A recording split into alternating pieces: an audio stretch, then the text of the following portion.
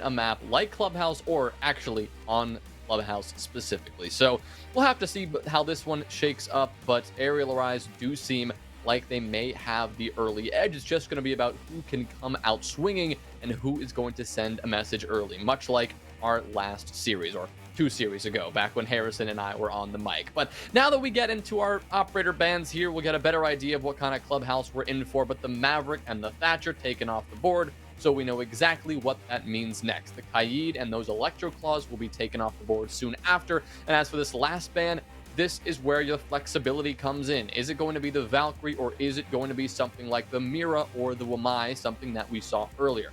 Looks like it'll be the former, going with the Valkyrie, removing that intel potential and making this ban phase as standard as they come. Yep. Not a lot to talk about here. I mean, Maverick and Thatcher, two main people to deal with wall denial. So now wall denial is a little bit more powerful. You just cannot deal with a Cade without a Maverick or a Thatcher. It is virtually impossible, so of course you're going to go ahead and ban that out. And Valkyrie is just a mainstay ban on pretty much every single map. Wichita was feeling that they would rather have that gone than something like you said, the Mira or the Wamai. The Mira actually being shown and then 6th pick off of onto the Bandit for a gym defense. That'll be the first site for Wichita Wolves, the site that is, typically the tertiary, but Clubhouse has started to become a map where, kind of like Cafe, all the sites are very flexible. There's really no off-site anymore. Yeah, all these sites on the map, of course, other than Double Bar, are absolutely viable. Not something that some teams earlier wanted to showcase Nocturne's avoiding gym and bedroom fervently, but already we're seeing that brought out here by the Wichita Wolves. A mainstay of a site like Gym and Bedroom, that's going to be the Frost pick. What Freak is bringing out right now, you'll bring out those bear traps, slap those below all these different windows that teams probably look to jump in towards the late round. And that's when Frost becomes so incredibly powerful. The later in the round you wait to deal with those frost mats, or the later you wait to jump in the building, the more of a problem you're going to have with those frost mats. You're going to have to look at your feet rather than taking those gunfights, and things can get very messy very, very fast. But all the way in the future, that's when we're going to have to deal with those frost mats. For now, it's about this clear. Unlike what we saw earlier, Arial are going to have to contend with a heavy cache extension, being staffed currently by 3 players of this Wichita Wolves defense. And the first step of any successful gym and bedroom attack, when there are extensions like this, well, you got to clear those players out. You don't have to kill them necessarily, but at the very least, you have to force them back and prevent them from getting any sort of damage dealt onto this attack. Because if you don't, they're going to waste time, they're going to waste utility, and at worst, they may kill you as well.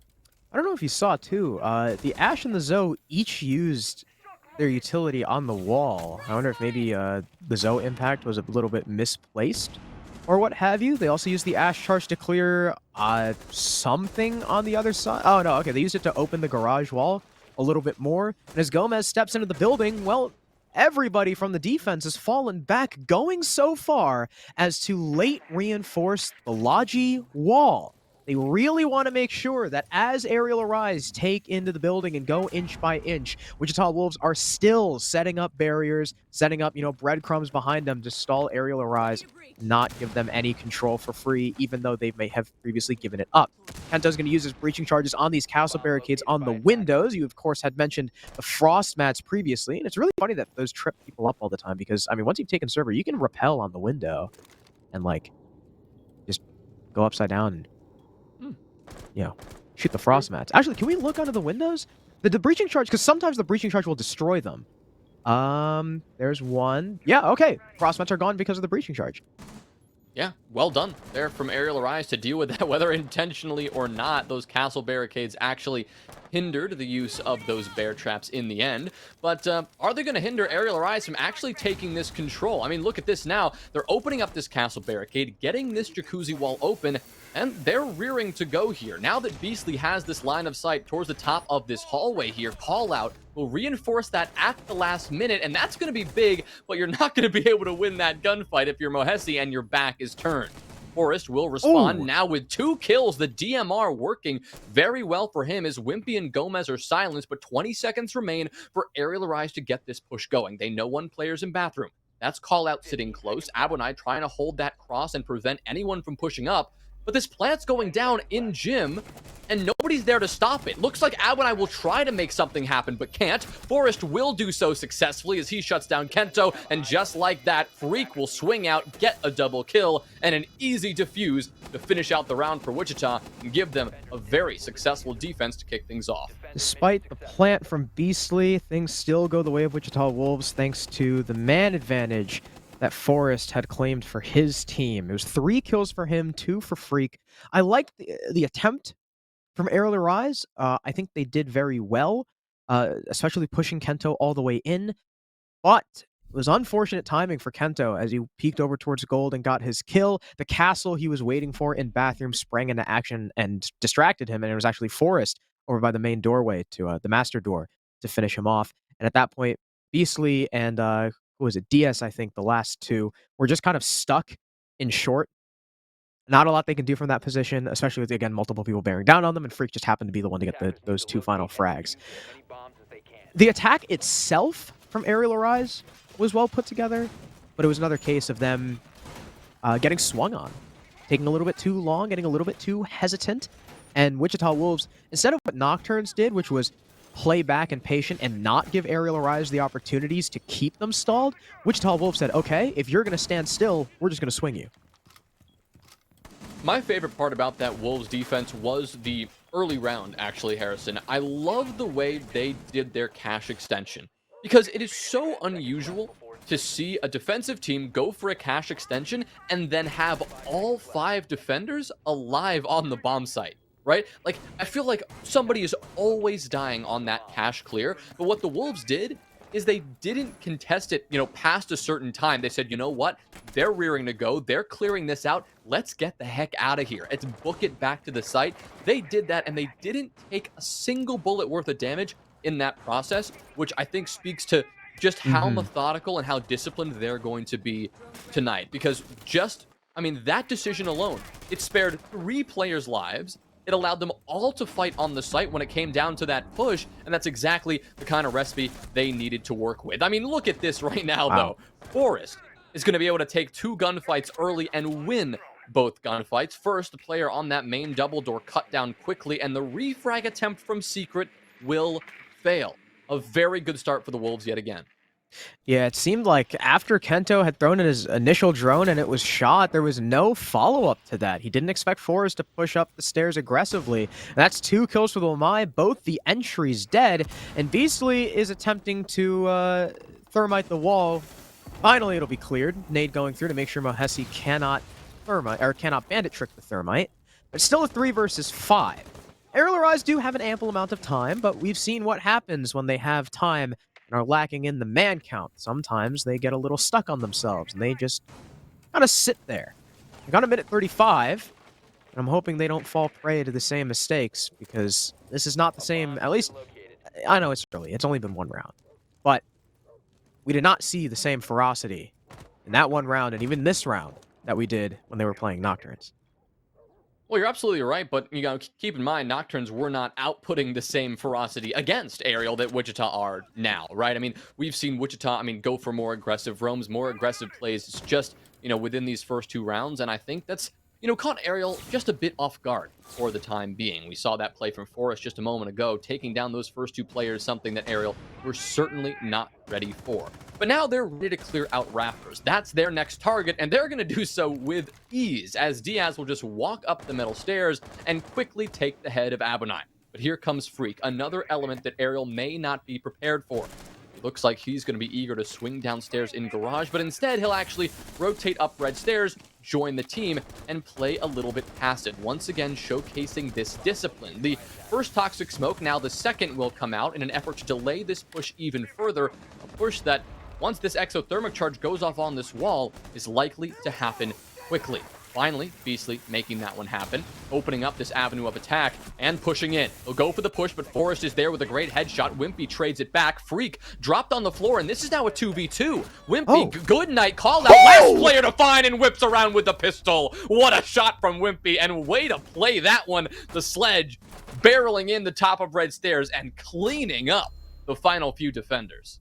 Wow, that is not a round I expected Ariel Arise to win. It was all going the Wichita Wolves' way. Not only the 2 opening kills from Forrest, but the way Ariel Arise were rushing through that breach, it looked like the Wolves were ready to receive it. But I don't know what happened. The C4 from Mo completely missed from below. That lets Ariel know, okay, it's a 3-on-3 on site. Sure, one of them dies to Forrest, but Wimpy is there for the immediate refrag, and I think that was, what, a quad kill for him? If I'm not mistaken? He got It was at least a Forrest. triple. He got Forrest, he downed and finished off the Malusi, killed the smoke, and the last guy. Yeah, Okay, that's a there you quad kill go. for Wimpy. Wonderfully played by the Sledge, and I mean, really, the only reason Ariel was able to win that round was because Wimpy decided to Chad push down the hallway. Sometimes you got to do it. Yeah, and while that's I a huge mean- testament to the individual skill of Wimpy, there's still parentheses around that round. Still an asterisk there that says, if Wimpy doesn't do that, Ariel will get fried. So I think a gentle reminder to both teams in that case. Ariel to tidy things up in the early and the mid round, and Wichita to stay on their toes, because at any moment you could find a Wimpy flying at you Mach 10 and frying you left and right. You can never be too careful when you're against a 5-stack of absolute gunners.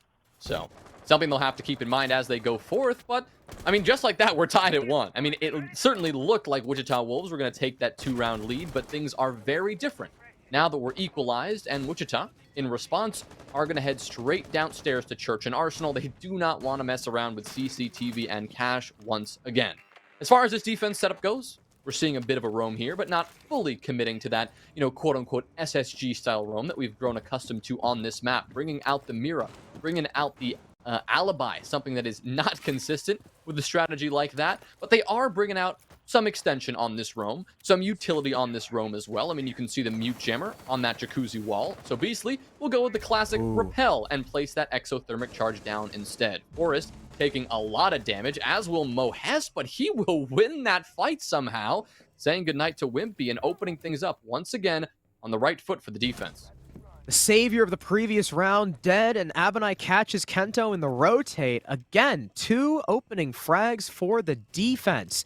We saw Ariel claw something back, just in the previous round, but it required a monumental, heroic effort from one player to do so. But as the Jaeger rotates, Beastly will catch Freak. That's at least 1 back for his team, but this roam is now going to fall back as the attackers are starting to just push on in. They'll open half of the wall. Forrest, though, on his comeback to the site, will get 1 kill. Diaz is looking for the finisher, but in the meantime, Callout takes out his teammate. It's 2 kills for Diaz, 2 more to find. He'll hear a C4 go out. He's now a little bit paranoid about it. Doesn't know that Mose is in his pocket, most likely. 1v2 is not undoable.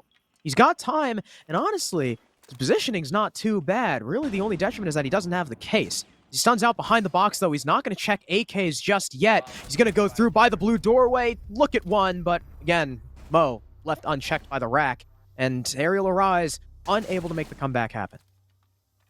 Nearly, though. And once again, reminding Wichita that they need to keep things close to the chest on that site. They cannot let things slip away, because it almost did again. I mean, 2 kills being found from Diaz there. That is, the start of that comeback, the start of that clutch, but eventually denied in those closing moments. But another good effort from an Ariel Arise player. Just so happens that the effort from the team was just not up to snuff. And I think that is going to be the theme of this map. They're going to have to keep things together and keep things unified if they want to have a fighting chance against a very powerful Wichita Wolves defense here. So heading back now to CCTV and Cash, the site that Wichita Wolves looked like they were going to take with ease, but fell away at the end thanks to a fantastic quad from Wimpy. And if you recall, the last time we were here, it began with an aggressive play from Forrest on the Wamai, holding down Lounge and frying 2 people as they tried to clear out the map. 1, I suspect that Ariel will not fall victim to the same strategy this time around, and 2, I doubt that Forrest will be going for the same aggressive play. But you never know. Could see some more surprises in store from this defense at any given moment. The Mira on the CC wall. That's a classic. What that does, well, okay, it depends on how teams play it. we've seen some teams, they'll have the mirror window there and kind of threaten, hey, we could pop this at any moment. Watch out. And it kind of makes the attackers a little bit nervous about going ahead and opening up that wall. A lot of attackers will see to avoid the mirror window, they'll have their thermite upside down repel. But if the mirror window is already open, you can lob a C4 onto like the lip of the mirror window, and it will kill the thermite. So there's a couple different ways you can play around this mirror window, and if Wichita Wolves do it right, I'm definitely going to be a fan. But the dangerous thing is, with the way they're playing it, somebody is actively on that mirror window. If a nade goes from below to clear, the bandit batteries, which is pretty standard, Mo will be a victim of that nade too. Well, Freak is actually still extended on this roam towards the jacuzzi side of things, the gym and bedroom side. Hasn't found much pressure at all, though, from Arial, so he will work his way back to the site. The aerial attack is fully pressuring this platform wall and fully focused on Secret right now with that pressure. They've quickly opened up the mirror, and Harrison, just as you predicted, that nade's going to come on through, and Mohesi is removed just as quickly. Very well predicted, I've got to say, my friend. That was spot on, but more so, Arial Arise, they played that perfectly. They heard you, and they executed that plan, quickly removing the bandit and freeing up a very good line of sight into CCTV itself. But now it does put them in an odd spot, because with that mirror opened, you really can't just have your thermite walk up into the middle of the wall, but looks like he'll be fine enough to walk up to the side. Great impact trick from Forrest, though. He'll swing out from the top of red stairs and get that just at the right angle. So now BC will go for it again. No more impacts. No C4 going to be wasted on that. So at least you've got something. If you're Arial, maybe it's not the entire wall you wanted to open, but you've got the right side, and that is better than nothing. It gives you the angle that you need. It allows players sitting on that rappel to have a perfect angle to utilize, and now it is going to pressure Abunai a heck of a lot. He's going to be forced to fight this, but 3 players barreling down upon him, making quick work of Rafters. Now their eyes are on the site. Freak holding this angle, unable to do anything with it, though Wimpy is extremely low. One bullet will take him out of action, and the next mirror window now comes into play. The one that can watch the breach, it can watch the garage come in. And this could be dangerous, but as Kento fries Freak, the man count might be enough for that mirror window to simply not matter. Here's Wimpy finding a very slim angle onto Forrest. Well done to the sledge. It's call out. In a 1v5 ace clutch situation, he'll land a nice one burst onto Wimpy. That might not be enough. 10 seconds left. Ariel know that the plant will be dangerous with a mirror in play if she hasn't used her C4. They're just going to start going for the kill. You can see them playing very aggressively on the cover. Call out going to take a little bit of damage, and that's enough aggressiveness to keep Call out from trying to counter the plant. It'll be a post now, and he won't even get a single kill. Ariel Arise take round number 4, and the score is once again all tied up. Yeah, really nothing you can do there in that 1v5. Couldn't even decide which target to take down. Just so many bodies being thrown at him left and right.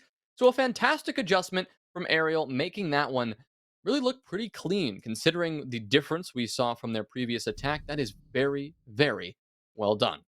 But Harrison, let's forget about the previous round, because we've got something fascinating coming up in round number 5. We're seeing bar and stage, I think, the second time this stage we are seeing this site. The only other time was by Wichita, I believe, against Outlast. And it was terrible. It was really bad. Yeah, they lost. Just gonna put they that got out creamed. There. They got absolutely destroyed, and it looked like they never had a shot. But they've been through boot camp. They've been through scrims. They've been through training since then.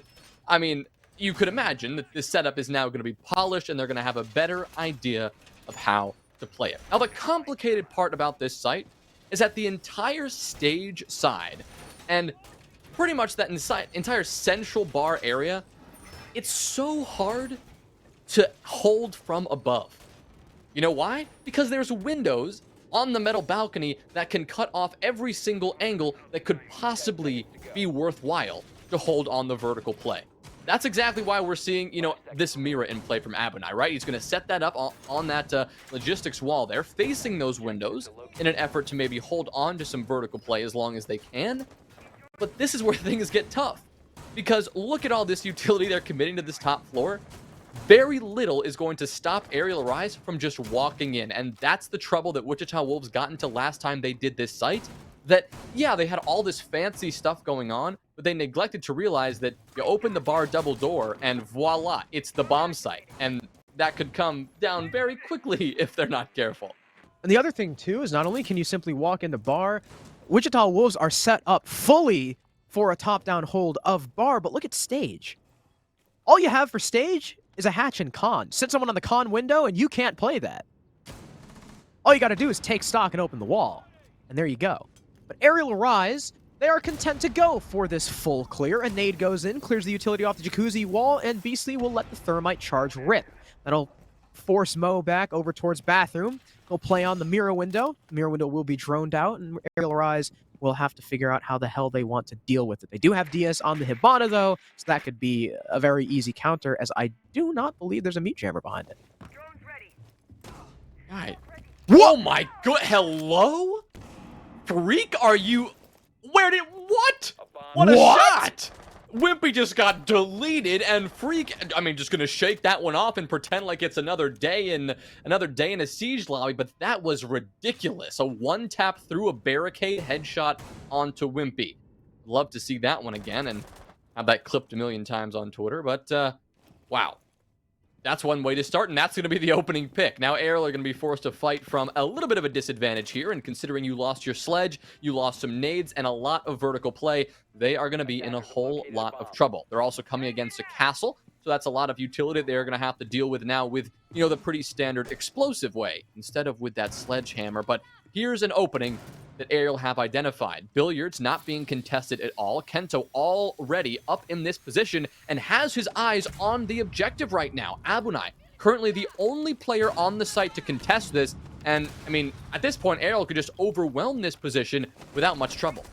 Yeah, again, the question is, how much will this vertical play from the defense really come into effect? Collette's going to get droned, with a little bit on it, and fall all the way down to the basement. Once again, leaving this Mira all alone on site. It's Abunai to pretty much defend the Alamo right now, though he does have Mo on the gym hatch. Like you said, the metal balk angles that you can use to cut off any maneuverability around these vertical holes is not being used by the attack. They are letting the defense play the way they want to play it. All the members of Arial will fall with the exception of Kento. He's got way too many angles to worry about. There's one below, one above, maybe even one on the side. A Cam watching him as well, and the player on the main stairs will finish him. Wichita Wolves take round number 5 because Arial Arise just didn't do anything.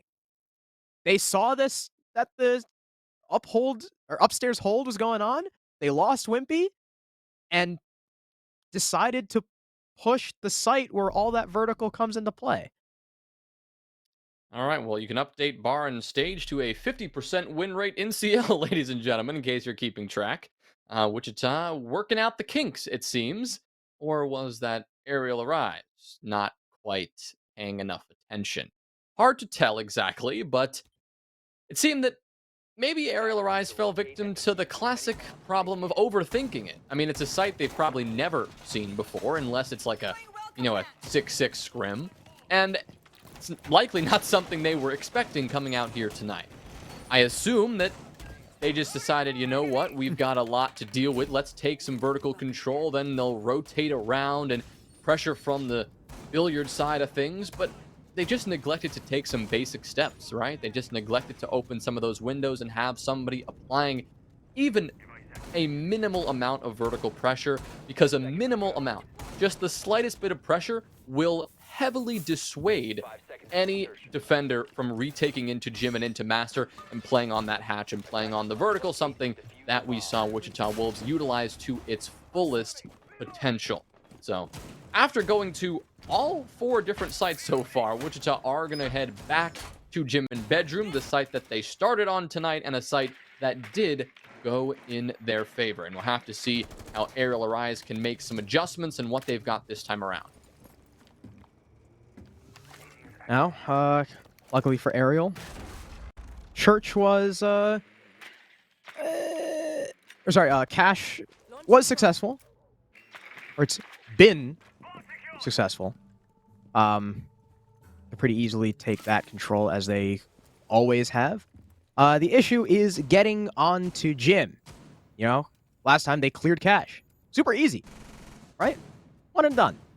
And then as they tried to shove themselves through the breach, they got kind of creamed. Now, Kento is all the way downstairs, and he's... I'm not sure if they know about...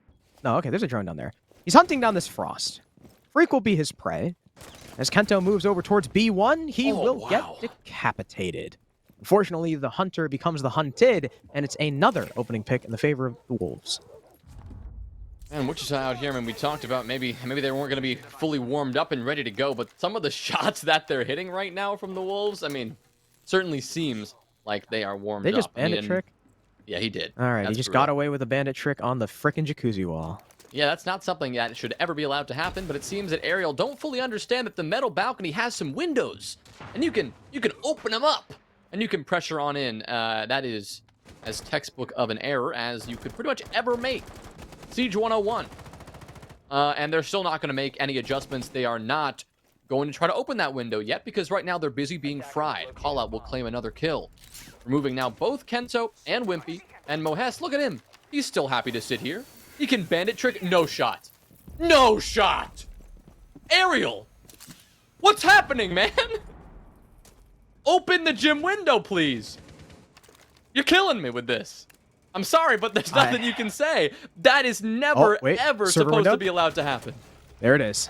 Saw the silhouette moving, and I called it. I guess that's why they didn't really want to open the gym window, because of server window. But that is why you just open up the plat wall, sit someone on the rappel, open the jacuzzi wall, and then you can forget about it. Go, man.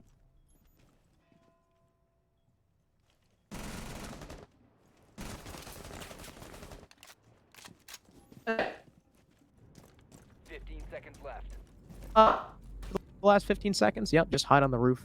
Save his stats. Try and figure out where that all went wrong. And it'll be a 4-2 defensive half on Clubhouse for the Wolves. This Arial Arise is, well, it ain't the same Arial we saw just a few hours ago. It certainly is not. That is not the 7-0 form of attacks at all. Now, it happens. We get that. Sometimes we all have brain farts, and that one was just a big one. Okay. They're going to have to shake that one off, and they're going to have to approach this next half with some confidence. It is a 4-2 split on Clubhouse after all, so it is nothing to panic about. This is as standard of a split as you're ever going to get, and with the Maverick and the Thatcher band, your options are a little bit more limited than they could be on the attacking side. So this is a typical split, and Arial are very much still in this fight.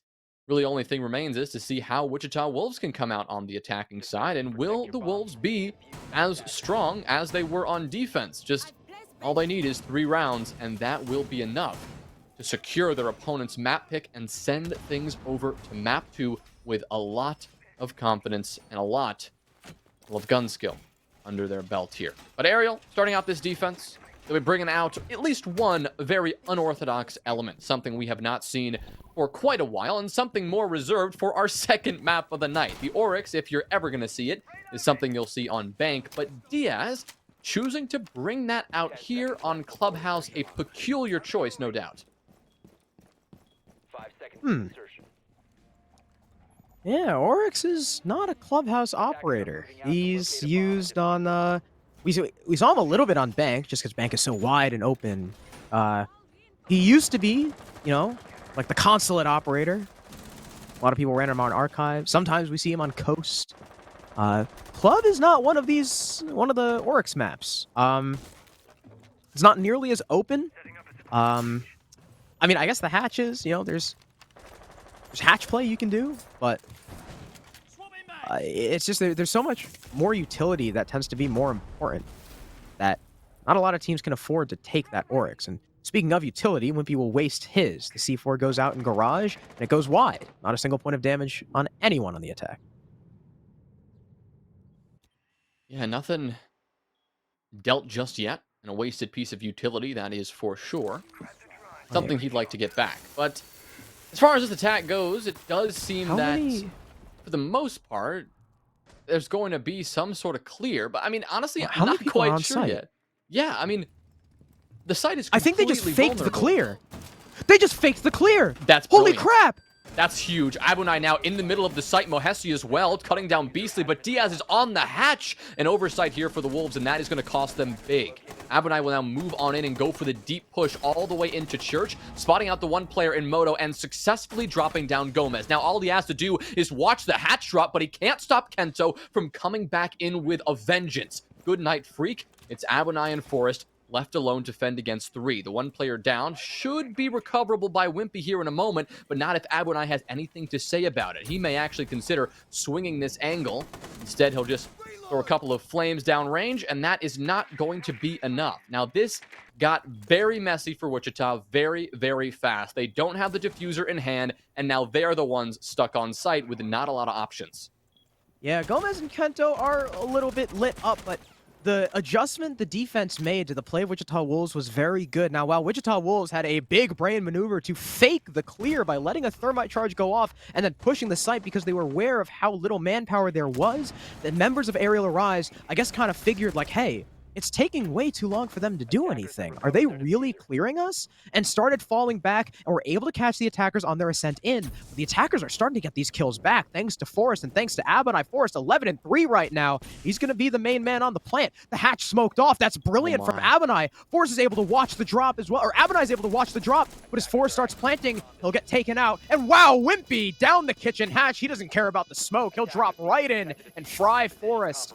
A beautiful attempt by Wichita Wolves, probably one of the smartest counters to a roam like that I have seen, but unfortunately, Arial Arise read into it and were ready. Had people on the hatches and cut them down as they stormed in. A confusing early round, but I gotta say that entire round was filled with some big brain plays from both teams. You start out with a fake clear. You called that one perfectly, Harrison, because I mean, you saw that Mohes was creeping up into dirt. A couple of other players. That's why I was confused. Yeah, a couple of other players posturing like if you bring a Capitao, right, and you have him creeping up towards the site, and you're opening up a breach on the top floor. I mean, something is clearly awry. And that something in this case was a faked clear. They wanted to open that jacuzzi wall to make Arial think, okay, they're coming through the standard clear. This is what we can expect. And then they just spring into the site, but it all went wrong pretty much within seconds because there was somebody on the hatch who was somewhat ready for that, right? I mean, you don't necessarily expect a rush like that all the time, but anytime as a defense, you go downstairs to pick your bomb site, and then you spread all over the map, there's one option the attackers have, and that is rush every single time, and they're going to rush through dirt, and they're going to rush through blue. So even if Diaz wasn't there on the hatch right away, he knew that once he heard, a bunch of commotion in dirt, that he had that pre-prepared position. He could go sit on that hatch and look towards dirt. He did that, and he found a couple of kills, so more power to him. And in the end, Arial were able to take that simply by patience and just outgunning the opponents who got kind of trapped on that bomb site, given the uncomfortable situation they put themselves in. That was quite the round from both teams. Now we go on to Cash and Arial playing a cheeky little lounge shield. Wamai disc to help cover it, Aruni gates as well, and they really want to make sure that Wichita Wolves can't move into lounge and easily deny the bandit trick. Wichita Wolves are clearing from basement. Mo is down here. They droned out most of it, and I guess just left him to his own devices. I imagine it's a secret play at some point for him, but the shield goes down very easily, and Beastly is going to be forced off. Really good time from Wichita Wolves.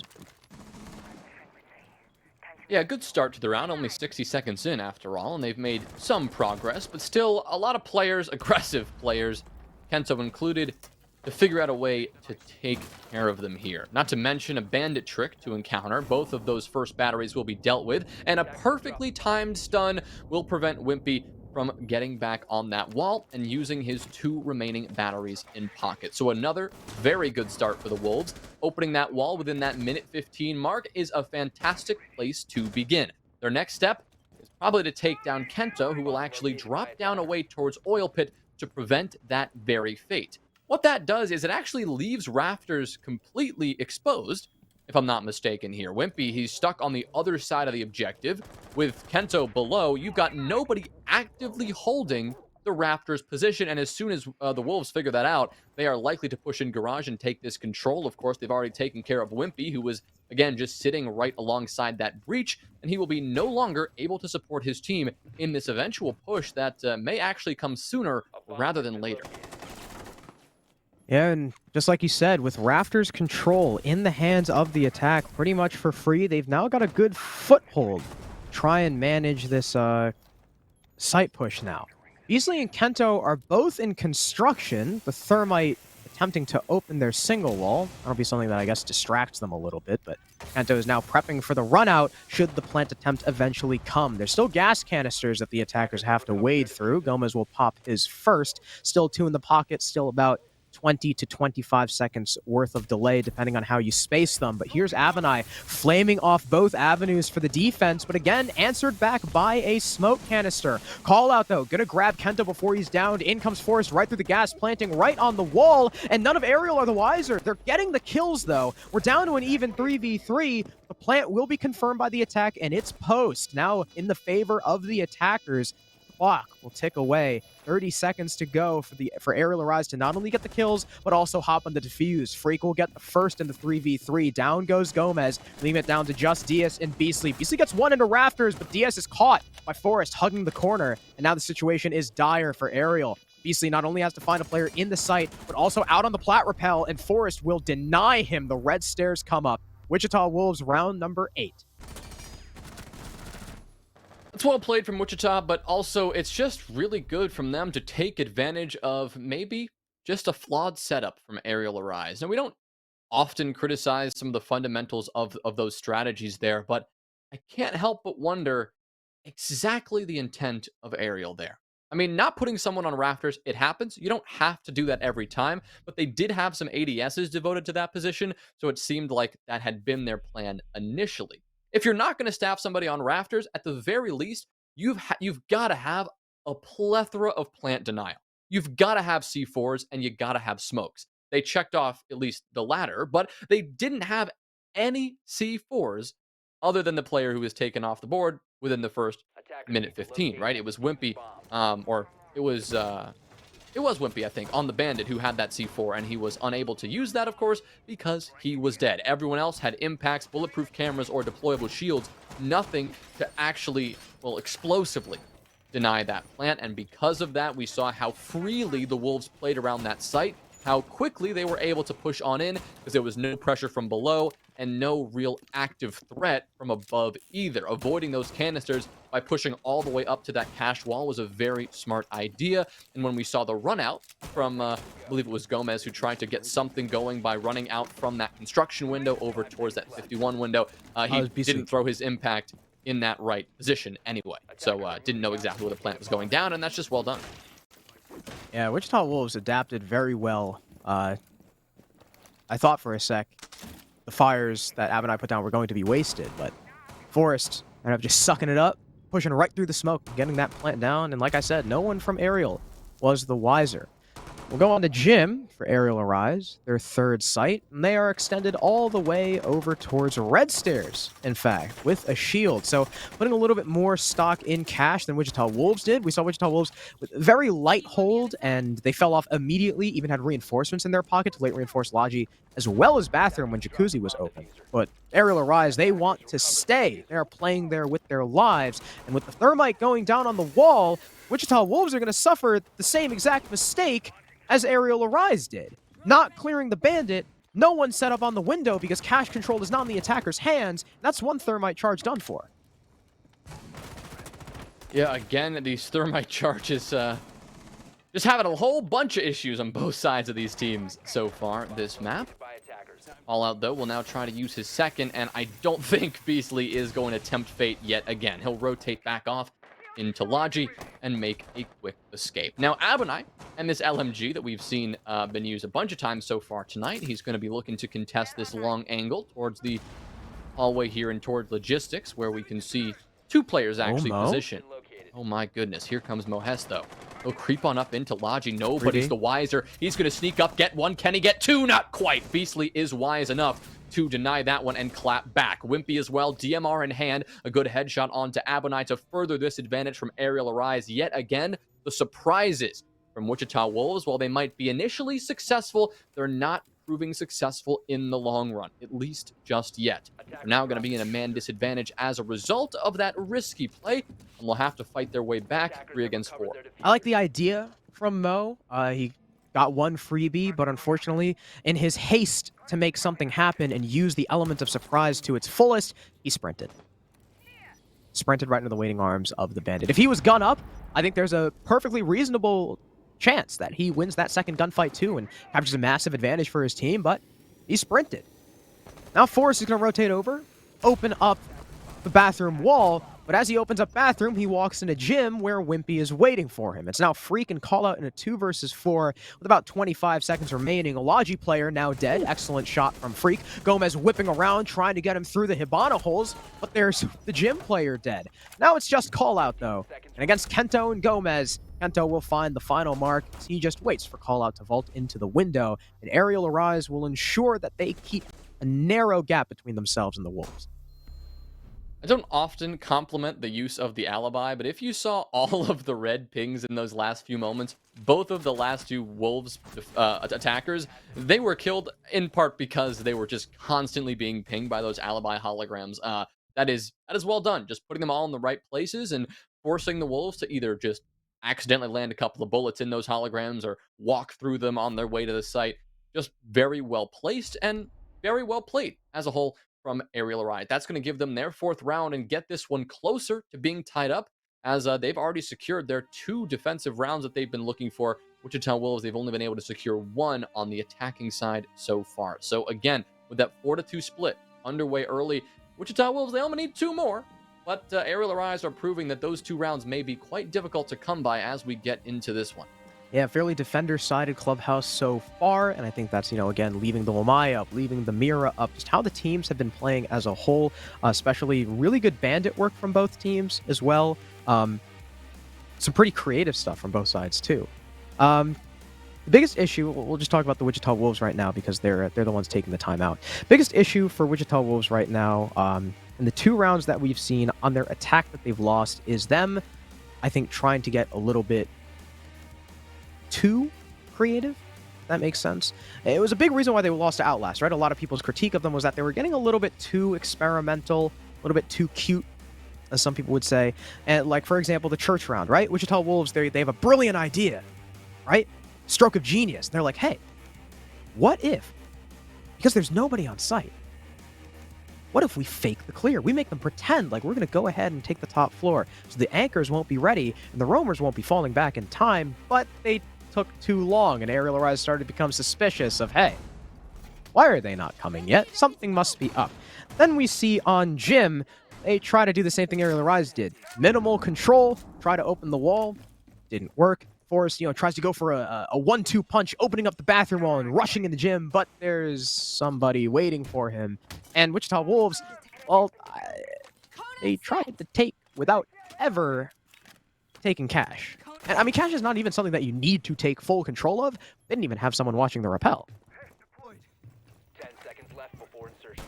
Well, at the very least, I don't think those who predicted Arial Arise to take this first map of Clubhouse at least predicted it to be this close. I mean, after seeing the 7-0 just ridiculous performance that Arial put up earlier against Nocturnes, I mean, if you were thinking Arial were going to take this one, I would expect it to be a little bit more decisive. Beasley coming in with the mute trick, which will not work out, but it will actually give Wimpy the chance to get, once again, aggressive on this breach. Nobody from the Wolves actively contesting this just yet, so Wimpy will come up with a whole bunch of nothing as he goes for the full wide swing.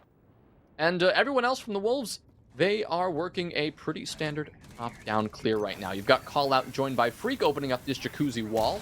No defender actively contesting that either, all meeting up in the middle of this top floor, or, as many of them have already done, dropped down and played a little bit safer. I mean, here's Wimpy, who was on the top floor a moment ago, but he's returned downstairs to a little bit safer grounds, as will Diaz and Kento, who is holding down that bar area. So only 60 seconds of time really even attempted to being wasted here by Arial Arise, and like the first round we saw Wichita Wolves defend, I'm a big fan of this decision. You're not overcommitting and you're not sacrificing your life for the time waste. Instead, you are simply playing for the later round. And at least for the Wolves, that worked. And for Arial, that might. But as I say, all of that praise, Wimpy will get a little bit too eager for his own good. He'll peek that secret window, and he will quickly be shut down. Ariel Arise have now lost the opening duel 6 rounds in a row, and they've only won 2 of them so far. If they win this, they'll be 3-3. Unfortunately, Wimpy goes down very early to an aggressive peek. Diaz is able to make it back to the site where the Thunderbirds are waiting for him. A C4 goes up, but barely deals any damage to Mo Hess. So Mo is perfectly happy to just continue trudging through, soldiering on down the stairs. Avanai as well, coming in now to assist the clear, and they want this Vigil dead. It's Kento against the world, but they don't actually know he's here. He'll grab one and a second as Avanai hits the sprint. 2 kills for the Vigil, capturing the man count back for his team. Beastly with a C4 gets Forest, and that means those hatches will likely remain closed. Mo will just drop into blue, though, and take the head off of Gomez, though he does take a beating for it and will subsequently be downed very easily. That leaves it all up to Call Out now. 1 versus 3, and he's got to make it all happen from dirt, which is fully barricaded. And now that he's opened it, well, the defense knows exactly where he is, and they'll all turn their sights toward this single doorway. Diaz will end up just wide swinging, and Ariel Arise take round number 10. We're tied up 5-5. Yeah, the double kill that Kento was able to find on that Vigil in bar was not only very effective to just get some frags on the board and make it impossible for the Wolves to come back, but it also flustered them a ton. And we saw that because immediately after, you saw somebody just get taken down by a C4, and Mo Hess just gave up and decided, you know what, my only chance is to just run into the bomb site and cross my fingers. He did that, and he got a kill while doing that, but that was it. He was quickly cut down. Those soft holes through that blue wall over towards Moto was easy enough for the defenders to take care of him quickly. And yeah, like you said, Harrison, Call Out working his way towards dirt because that was still barricaded. Once his position was telegraphed, the round was completely locked down. There was no chance he was going to be able to get that done, and he knew it. You could just tell it by the way he was playing that closing moments. But overall, a solid attempt from the Wolves, but they simply misdroned and misidentified the position of the Vigil.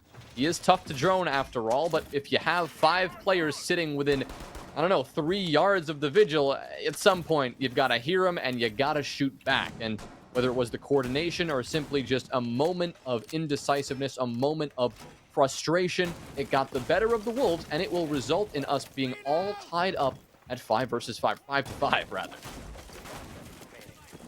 Well, I got a feeling, Joe. I had a feeling that overtime might be on the menu. Cash was won by Wichita Wolves last time it was defended. Now they're bringing a Twitch. I wonder why. I wonder what the adjustment is for them. Because it's not like Ariel Arise have been bringing a Mira. Maybe it's easy access to the bandit batteries, but I mean, it's not going to deny a trick. Is he trying to get it into rafters? To try and clear, the ADSs and the discs? Well, they'll get the bandit batteries. Doesn't even look like Wimpy's going to attempt to trick, so I mean, there's that. He's all the way over towards Master, for whatever reason. Wichita Wolf still thinks he was going to trick it, though, so I guess, it'll at least waste a Capital. But okay, they're just going to simply rush in and freak through the fire and the flames. Gets cut down by Kento playing on rafters anyway, and now the element of surprise is gone, and Wichita Wolves are down a man. Well, you said they're going to rush in, and really that's not what we saw at all. It was just it was going to be a team effort, but what the heck? I mean, they're not going to push in as a team. What are you going to expect other than losing a player for free? Even if he got one, that would have quickly been traded out because there was nobody close behind him. I suppose had he gotten that kill, we could have seen a cascade of blue names just working their way on into CCTV, but given that there were 2 players on rafters and a whole bunch more players over in cash and construction where Wimpy is now positioned, it seems unlikely that that strategy would work off in the long run. That maybe overthinking and over-strategizing that you talked about Wichita Wolves falling victim to in previous series, it looks like that may be coming around again as an ill-timed choice will result in a well, an unfortunate disadvantage for them. Looking to crawl that one back, though. They're going to be pressuring now Rafters. Nice firebolt sent over towards Kento will now light him up heavily, and a couple of more bullets will make him cut down to about 1 HP. But here's Beastly. Still, another player yet to be dealt with from the Wolves, and he's going to now go for the swing, and he will strike. Unfortunately, the timing will not work for him, and Mohes will win that gunfight, but Wimpy, a quick response, keeps Arial in the advantage, a 3 versus 2. They've still got a C4 and 2 gas canisters with only 35 seconds left to delay. Slim Angle being played by Diaz. He will call out that the sledge has crossed, that the Capitao has crossed, but it's not him with the diffuser. It's actually Mo who's got to get in and plant, and he's stuck outside of Platwall right now. Abinai still got some utility. He'll start smoking off the angles and make his way in, but his case carrier will go down, and he does as well, sprinting right into the waiting arms of Gomez. Arial Arise take the lead 6-5 as Wichita Wolves make some interesting decisions, starting with Freak saying, hey guys, watch this. Yeah, and the only thing he did was give his teammates a nice view of him falling to his death. Listen, at the very not least, the gift. at the very least, it was kind of funny. That's true, but I don't think the Wolves. It's kind of a case of laughing at them rather than with them. You know how they say back in elementary school. That's a no-no. And well, I mean, we'll have to see how they adapt, how they pull something back here. But it now seems that we are out of these rounds that they've lost on the attacking side, like 2 or 3 of them, you could say they've tried to get quote unquote too cute with it, right? They're trying to get a bit cheeky, and that cheekiness is not paying off. Arial, even though they may not be visibly prepared for it in the moment, they are someone is always quickly right behind. Someone is always there to shut down any shenanigans or tomfoolery or malarkey that the Wolves are attempting to throw at their opponents here. And now on match point, as a result of said shenanigans, they are going to have to find a way to work their way back in this fight and send this one to OT. You did predict overtime, Harrison, so I'm going to hold you to that one. And as we see Gym and Bedroom now come out, question is, can the Wichita Wolves attack this normally? Or are they going to go for some sort of crazy, silly play and get punished as a result? I did expect Wichita Wolves to win that attack, so I don't know about OT anymore. We'll see how they take on the Gym. If they commit the same mistakes, well, I will not only be very upset with them, but that means OT is definitely far from a possibility. Freak and Abinai, I believe, going in clearing below, and here we go. Wichita Wolves, this is what we needed to see last time. They will go ahead and open up the plat wall, making way for a cache clear. Never mind. It's another fake. They're going to open the wall and then leave. Okay. Versatile, at the very least. Showing that they can do whatever they set their mind to. Yep, they have it for later. They can always just walk in there when Arial aren't expecting it. And maybe if they go for a more direct approach, Arial will be forced to rotate back to site anyway. That could be the hope. Looks like the next goal, though, for the Wolves will be to get open this jacuzzi wall. And Beastly is going to get a bandit trick on the jacuzzi wall yet again. A troubling theme, ladies and gentlemen, is emerging tonight. The team just cannot seem to get this basic step done, and sacrificing another exothermic charge in the process. Now, thankfully, that's fine. You've got more than enough hard breach for a site that barely requires any. You've got Forrest bringing the Habana as well. Plus, you've got Abunai and 2 of those can opener secondary hard breach gadgets. So you've got enough hard breach. That's not going to be a problem. It's just a bit of a time waste and just a bit of a pain for them to deal with, because now we can see more of those hard breach gadgets being wasted, some impact tricking coming out, and finally the opening blow, this time in the favor of the attack. It's Mohes. Great coverage onto Wimpy. Looked like he got a bit too eager, tried to swing on that server window. Yeah, windows were a problem for Wimpy. He was peeking them quite a bit. Mo punishes that. The shield, Abinai is very worried about. There was previously someone playing behind it. I believe it was Gomez, I want to say. But he'll back off over towards the mattress. Forrest gets another kill for his team, taking down said Wamai. And Wichita Wolves are shaping up for quite the execute. Abinai, another. The run out from Kento will net a kill, but there's still many a player coming in from the breach. They'll make their way into the gym bomb site. Diaz Diaz misses his shot as the plant starts going down from call-up behind the reinforcement. Flash is going as well to stun any defender attempting to push in, and the plant will be confirmed as Kento hits the floor. It's Diaz in a 1 versus 4 post-plant situation, the clock working against him, and the odds ever in the other team's favor. A pixel being held by Freak. He'll call out Diaz now moving into Logi. The alibi is moving far too slow to make this clutch happen. He's got to start making moves and finding these kills, as he's only got another 16 seconds left to get all of them and get on that defuse. And at this point, all hope is pretty much lost. He'll get 1 kill, but Forrest instantly trades, and round 12 goes the way of WW. We are, in fact, going to OT. So your prediction remains true, Harrison. So I'll give you a little mini clap for that one.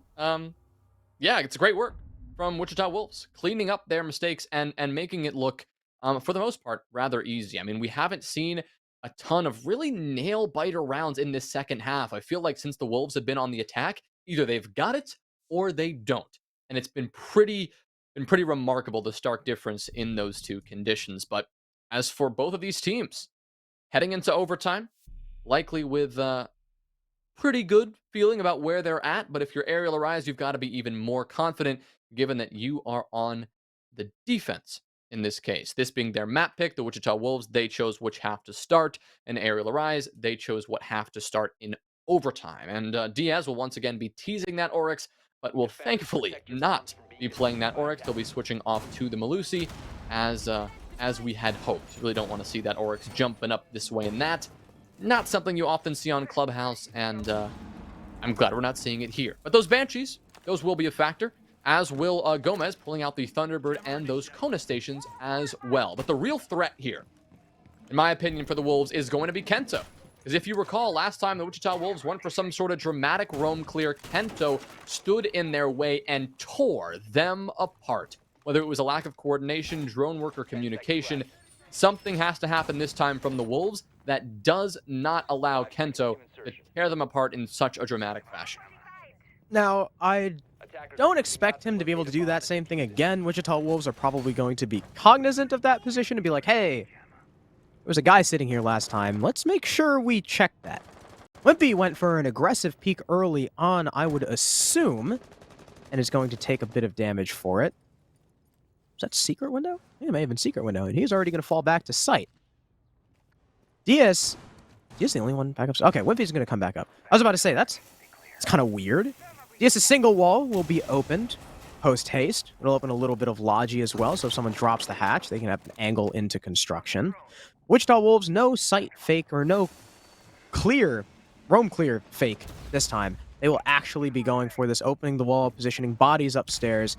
2:15 in, the roamers will start thinking about falling back. And once again, Arial Arise are not over-committing on this roam, and that's how this has worked so successfully in the past. They're not going to bother with ridiculous extensions that jeopardize their lives. Instead, their focus is time, removing some utility, taking care of a couple of drones, and for the most part, they've done that. However, a wasted C4 from Gomez means that Arial may be in not the perfect position that they would like, but only close to it. They still have 2 C4s to use when it comes to denying that plant in the end, both from Beastly and Wimpy, who are both just trying to figure out exactly where this attack is coming from. Honestly, I am too. Exactly where Wichita Wolves are trying to approach from here. I mean, right now they've pressured over on that secret side, taking control of Garage. Now their eyes head towards Bar, where Kento is lying in wait. Question is, will Wichita shoot him this time, or will they once again fall victim to it? Seems that they will finally remedy those issues, but not only taking down Kento, getting a bonus pick along the way. Gomez, who tried to support his teammate, maybe once again allow Kento to be as effective as last time, but neither player getting much of anything. Yeah, that's unfortunate. Gomez only trying to help will pay the price, but call out on the upside-down rappel, attempting to open the hatch, gets cut down. C4 up, does not land, but Forrest goes down by Oil Pit. What? How the hell did that happen? Well, did he try? It will remain a mystery. Because he was like, he was up on the top. He was on the ladder. Did he try climbing up the ladder after going down Oil Pit? He could have been on the way down, and Wimpy could have been watching it. That's a That possibility too. as well. I mean, it looks like he'll be recovered by Abonai, so no one-man advantage for Ariel Arise just yet, but look at the time. 18 seconds left, and they're going to try and just blitz through dirt with a low HP Mohas, as well as support. Here's the Zo stun in, but it'll stun the Sledge. Diaz with one, Forrest with the refrag. The shotgun holding onto dirt is successful, and Wimpy covers blue. Ariel Arise with round 13, despite the shaky start, still hold onto the site admirably. Yeah, locking that one down, but thanks to a well-timed Zofia stun from their opponents, making it more difficult from the Wolves to push on in. When that happened, I looked around. I'm like, wait, is there an Ella in this lobby? Did I not catch the Ariel Arise is running an Ella right now? Because it wouldn't have made a lot of sense. But no, it was just a Zofia stun landing on the wrong target, and that target was Mohes, who was then frozen in place. Yeah, because the radius is so wide for the concussion. Someone was just playing close enough that it caught both, which is super unfortunate. I mean, that's just unlucky at some point. You can't do much about that. Yeah. But hey, Ariel Arise, once again, match point. The only team to actually get a chance on match point so far in this map. And they will do so again, sitting at 7-6. But they will have to do something on the attacking side. Heading over here back to Gym and Bedroom, a site that the Wolves held with a 100% success rate, both in round 1 and round 6 when they were on the defense. So once again, they will be bringing this site out. But thanks to multiple attempts on this site in several different ways, Ariel Arise, they should know what they need to do to get this right. Or at least what they cannot do to jeopardize this, right? I mean, we saw they had issues with the bandit trick on the jacuzzi wall. That's step number 1. Step number 2 is maybe utilizing the windows to their full potential, not only to clear out Gym, but to clear out Bedroom and Construction as well. And of course, the final step, an efficient cache clear. If they can chain all of those elements together, I really do think they can take this one before we go to round 15. Yeah, their Gym attack, though, they were 0-2 on this take. Wichita Wolves had a pretty stalwart defense throughout all of their Gym attempts. Ariel Arise, though, will start with the cache clear. Freak will get droned out, so now they know somebody is down in Lounge. More drones come out to, just solidify the fact that he's there. And Gomez, as such, not too comfortable with pushing through just yet, but there is a cutoff from stock. Wimpy moves in, Freak gets too aggressive and ends up paying the price. Well, it wasn't the cache roam clear, but it was a roam clear, and it was a very well-placed cutoff from Wimpy.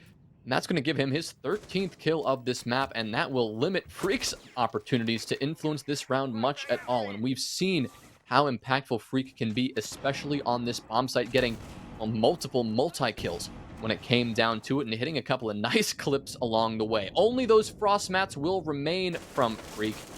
His last bit of influence in this round will be felt, on the floor in the form of those bear traps. Now, the rest of the Wolves have backed off this time, once again, not overextending and overstaying their welcome in cache or construction. Everyone falling out of both of those positions. The next player really to contest anyone from Ariel Arise, that would be Abonai and Forrest, both holding down logistics with that mirror window trained towards construction when that push does inevitably come through. But also, Ariel Arise, they're going to try to inflict some pressure from above, opening up that logistics hatch, and maybe forcing out those two players before they can make as full of an impact as they would like. Now that they have cache control, they're going to open the Gym window, thereby denying the bandit trick. Let's go! Somebody did it right. I am so happy. Jacuzzi wall will be opened, and Callout will immediately say, nope, no more hole in bathroom. They'll late reinforce that off, but I believe Beastly might still have an exothermic charge. Mohas on the windows will clap Kento. Even man count now, as the Hibana denies the mirror window from Callout. So this is now unplayable. I mean, the window itself is still up, but you can't peek behind it. Well played by Ariel Arise so far, but the time is running low. They've only got 27 seconds to push on in. The defenders so far are holding firm. They are not giving Ariel Arise that tiny bit of space, that one little kill they need. From below, though, okay, Gomez has the info. He'll peek up on the mirror window. Down goes the bathroom player of Callout, and Mo is just out to lunch. He's just chilling there. waiting for Beastly to push in and kill him. Wimpy gets another, and that leaves Forrest alone, but he'll die to Gomez. Ariel rise with round 14. It takes them all the way to overtime, so pretty much the opposite of a 7-0, but they still come away with the win on their map. Forrest, he dropped 18, but it wasn't enough. Hey, but in that last round, Harrison, I mean, we've both been pretty on it with the predictions. I pretty much nailed it on that one. I mean, they did the jacuzzi wall right. They didn't let the bandit get the better of them. They used the windows to their fullest potential. Yeah, they had one loss to Mohes, but for the most part, they were constantly pressuring on those windows. And finally, and maybe more importantly, their roam clear was stellar. Clearing from below and getting that opening pick onto Freak, that was enough to force every defender from the Wolves to go back to site and play a little bit more passive, which made the rest of their clear rather easy because there wasn't much to clear at that point. It was a textbook final round, and even though there were some messy rounds in there from both teams, it was Arial who, in the end, tidied things up a bit quicker and, well, a bit tidier, I suppose, and they're going to take their own map pick of Clubhouse. Looking pretty good so far, not going to lie. Ariel Rise, again, you know, they talked about it in their first series, and they, I guess, same thing here, right? It looked like they took a little bit to warm up. But once they did, they looked much, much better, only dropping, you know, they take the same 4-2 half that Wichita Wolves had taken, going into OT and just storming through both of those rounds. Well played to Ariel Arise, but of course that is their own map pick. That's Clubhouse.